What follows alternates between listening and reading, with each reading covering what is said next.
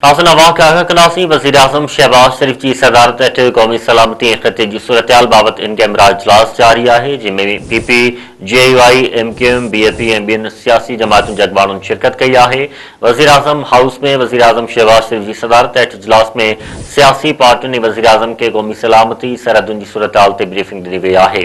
वज़ीर-ए-आज़म अफ़गान तालिबान ख़िलाफ़ जारी कार्रवाइयुनि ते सियासी पार्टियुनि खे एतमाद में वरितो। इजलास में पीटीआई ऐं सुन्नी इत्तेहाद काउंसिल जा मेंबर शरीक न आहिनि थिया।